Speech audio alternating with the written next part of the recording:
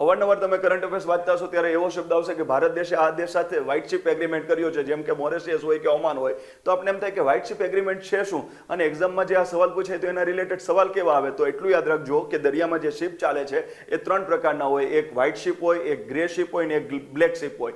એનો પર્પસ જે છે એ પ્રમાણે એના કલર કોડ આપવામાં આવેલા હોય છે. તો એટલું યાદ રાખો, બ્લેક કલર આપણે હંમેશા ઇલીગલ એક્ટિવિટી માટે જ કહેતા હોય ને, તો જો કોઈ પણ શિપ દ્વારા ઇલીગલ એક્ટિવિટી થતી હોય તો એને ચિહ્નિત કેવી રીતના કરવામાં આવે, આ બ્લેક શિપ છે. પણ એવી જ રીતના કોઈ પણ શિપનો ઉપયોગ મિલિટરી પર્પઝ માટે કરવામાં આવે તો એનો કલર હંમેશા ગ્રે હોય, એટલા માટે એને ગ્રે શિપ કહેવાય, એટલે કે મિલિટરી પર્પઝ માટે.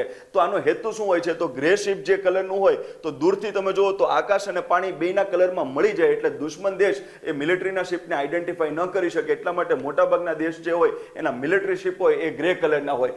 વ્હાઇટ શિપ કોને કહેવાય, તો જ્યારે કોઈ પણ દેશ કોમર્શિયલ પર્પઝ માટે એટલે કે વ્યાપાર કરવા માટે કોઈ શિપનો ઉપયોગ કરતા હોય તો એને વ્હાઇટ શિપ કહેવાય. અને વ્હાઇટ શિપ એગ્રીમેન્ટ એટલે શું, કોઈ દેશ સામેવાળા દેશને એમ કહેશે કે આ જે શિપ છે એ અમારું કોમર્શિયલ પર્પઝ માટેનું છે, એટલે તમે એને કોઈ પણ પ્રકારની હેરાનગતિ નહીં કરતા, એ મિલિટરી પર્પઝ માટે નથી કે ઇલીગલ એક્ટિવિટી માટે નથી.